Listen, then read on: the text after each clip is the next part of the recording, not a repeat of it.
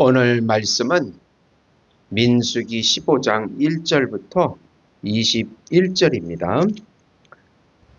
여호와께서 모세에게 말씀하여 이르시되 이스라엘 자손에게 말하여 그들에게 이르라.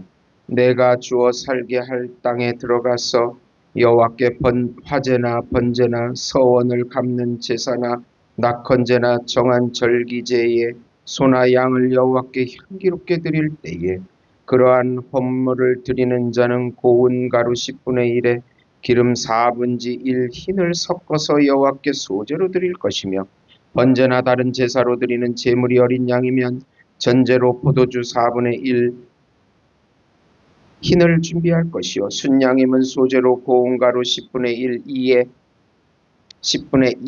기름 3분의 1 흰을 섞어 준비하고 전제로 포도주의 3분의 1 흰을 들여 여호와 앞에 향기롭게 할 것이요 번제나 서원을 갚는 제사나 화목제로 송아지를 예비하여 여호와께 드릴 때에는 소제로 고운 가루 10분의 3 에바에 기름 반 흰을 섞어 그 숫송아지와 함께 드리며 전제로 포도주 반 흰을 들여 여호와 앞에 향기로운 화제로 삼을지니라.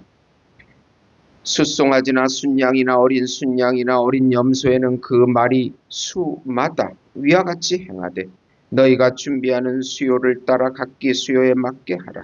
누구든지 본토 소생이 여호와께 향기로운 화제를 드릴 때에는 이 법대로 할 것이요 너희 중에 거류하는 타국인이나 너희 중에 대대로 있는 자나 누구든지 여호와께 향기로운 화제로 드릴 때에는 너희가 하는 대로 그도 그리할 것이라.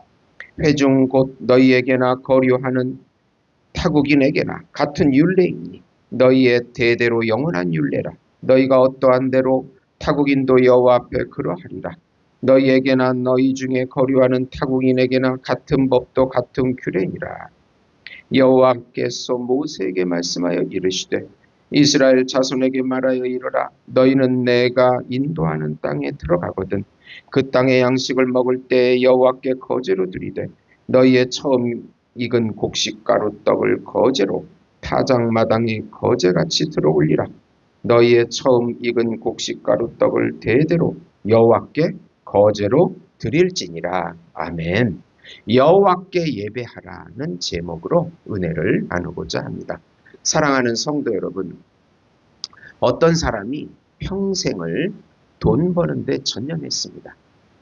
결국 큰 부자가 되었지만 노년에 외롭게 말했습니다. 내가 무엇을 위해 살아왔는지 모르겠어. 이것이 예배가 없는 인생의 허무함입니다. 하나님이 우리를 창조하신 목적은 단 하나입니다. 그것은 하나님께 영광을 돌리는 예배를 올리라는 것입니다. 예배는 교회 안에서만 드리는 행위만이 아니고 삶 전체로 드려야 할 하나님에 대한 반응입니다. 오늘 본문 민수기 15장은 광야 여정 중 가나안에 들어간 이후 드릴 예배의 규례를 미리 알려주는 장면입니다. 죄로 인해 징계를 받은 이스라엘 백성에게 하나님은 다시 예배의 길을 열어주십니다. 이 본문은 우리에게 예배의 본질과 방향을 가르쳐주고 있습니다. 오늘 말씀의 핵심은 예수님의 십자가의 제사를 통하여 하나님과 화목하게 되고 예배를 받으신다는 것입니다.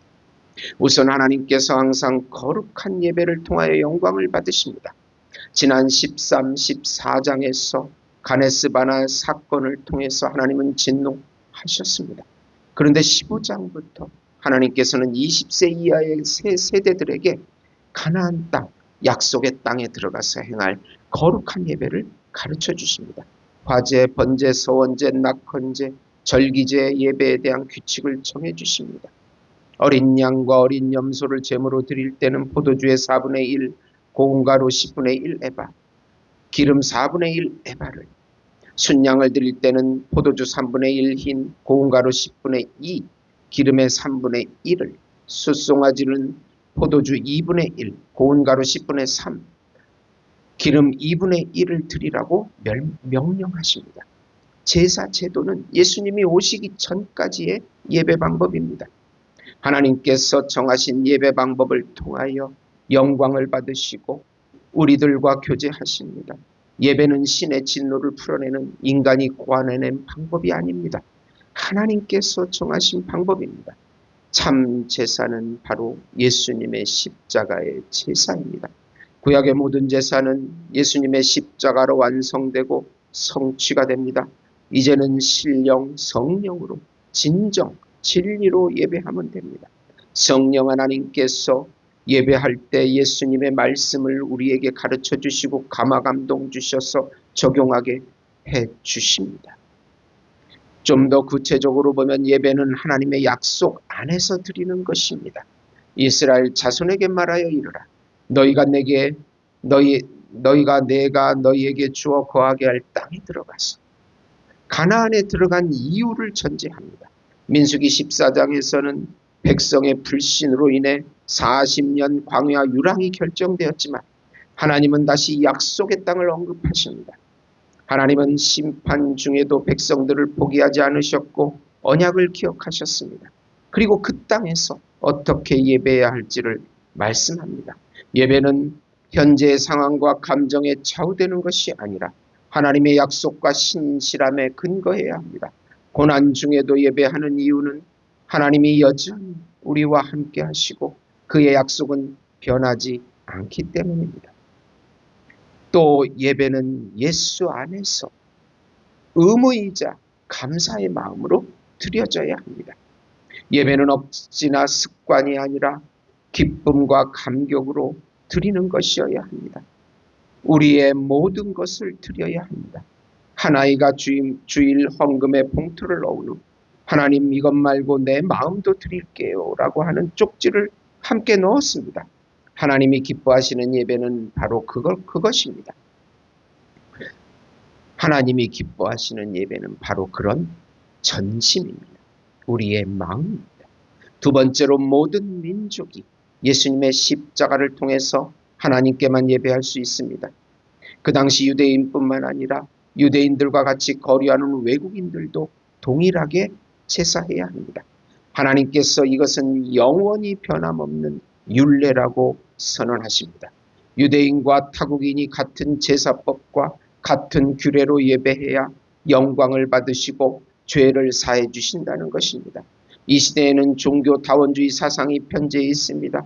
아랍 사람들은 이슬람으로 하나님을 만나고 동양은 불교로 하나님을 만나고 서구 유럽은 기독교로 하나님을 만난다고 주장합니다. 이것은 거짓 사상입니다. 하나님께서 정하신 구원 방법은 예수님을 통한 십자가의 제사를 통해서만 화목이 이루어지고 예배를 받아주십니다. 예수님의 제사가 참 제사이고 그 제사만 받으시기 때문입니다. 예수님은 하나님이시고 중보자이시고 참 제물이십니다. 또 이 예배는 세대를 넘어 지속되어야만 합니다.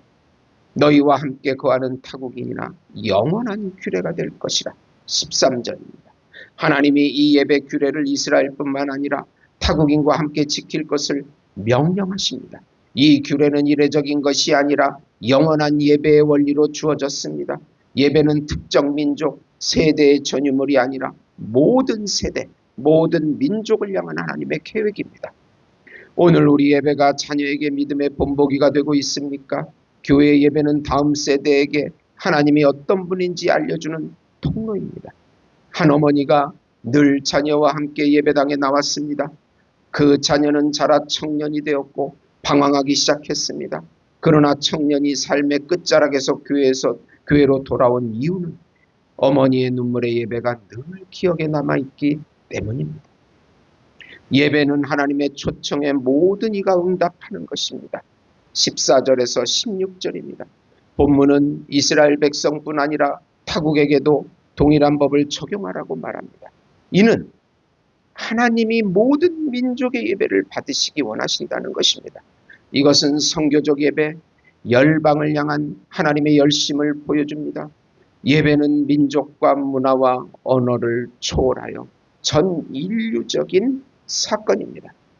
우리가 드리는 예배는 나 혼자만의 만족이 아닙니다. 열방의 예배를 위한 전초 기지가 되어야 합니다. 우리의 말씀, 찬양, 기도는 하나님 나라의 열방을 향한 하나님 나라의 선포입니다. 한 선교사님이 아프리카 부족의 복음을 전한 후에 그들이 처음으로 현지어로 부른 찬양은 하나님은 우리도 부르셨다였습니다. 예배는 모든 민족을 하나님 보좌 앞으로 인도하는 도구입니다. 세 번째로 첫 곡식의 열매는 인류 구속을 완성하시고 부활의 첫 열매가 되신 바로 예수님을 의미합니다. 가나안에 들어가서 농사를 짓게 되면 처음 곡식가루로 떡 만들어 거제로 하나님께 드리라고 명령하십니다. 처음 소산물을 들어 올려서 하나님께 바치는 제사입니다. 한 예수님께서 거제로 십자가에 들어 올려지셔서 부활의 첫 열매가 되셨습니다. 우리를 위해서 그렇게 하셨습니다. 그 참 제사를 통해서 모든 믿는 신자들은 구원을 받게 됩니다. 예수님께서 우리를 위해 가루가 되셔서 희생하시고 드려지신 참 제물이십니다. 그분을 믿고 연합하는 자들만 하나님의 자녀가 됩니다. 첫 열매는 수학의 첫 번째 부분을 말합니다. 이것은 하나님께 가장 먼저 가장 좋은 것을 드리라는 명령이기도 합니다. 우리 삶의 우선순위가 하나님이어야 한다는 것입니다. 예배는 단지 주일의 행위가 아니라 일상의 첫 시간을 하나님께 드리는 습관입니다. 하루의 시작을 기도로 한 주의 첫날을 예배로 드리는 것은 하나님을 주인으로 인정하는 삶입니다. 한 성도가 사업을 시작하면서 첫 수익을 전액 하나님께 드렸습니다. 그는 말했습니다. 이 사업의 진짜 주인은 하나님이십니다. 그 믿음은 그를 하나님의 영광의 통로로 삼았습니다. 사랑하는 성도 여러분, 예배는 회복의 시작입니다. 민수기 15장은 실패와 심판 후에 주어진 말씀입니다. 백성은 불순종으로 인해 광야에서 방황해야 했지만 하나님은 그들을 포기하지 않으시고 예배의 길을 열어주셨습니다. 예배는 죄를 이기는 길이고 무너진 삶을 세우는 길이며 하나님과의 관계를 회복하는 유일한 길입니다. 오늘도 하나님은 우리를 예배의 자리로 부르십니다. 그 부르심에 응답하십시다. 여호와께 예배하라. 이것이 우리가 살아가는 삶의 이유입니다. 기도하겠습니다. 하나님 아버지, 우리의 예배가 형식이 되지 않게 하시고 삶의 중심과 열매가 되게 하소서. 고난 중에서도 감사 중에도 여전히 주님 앞에 나아가는 예배자가 되게 하소서. 우리의 마음과 시간과 물질과 삶을 주의 앞에 드립니다. 주님 홀로 영광 받으소서. 이 민족을 불쌍히 여겨주시고 우리 교회를 불쌍히 여겨주시고 말라위도 불쌍히 여겨주시고 우리 민족 가운데 더러운 거짓 성혁명 동명 동성의 사상이 떠나가게 하시고 이북의 무너진 삼천교회가 재건되게 하시고 기독교 장례 문화가 다시 일어서게 해 주시옵소서. 예수님의 이름으로 기도드립니다. 아멘.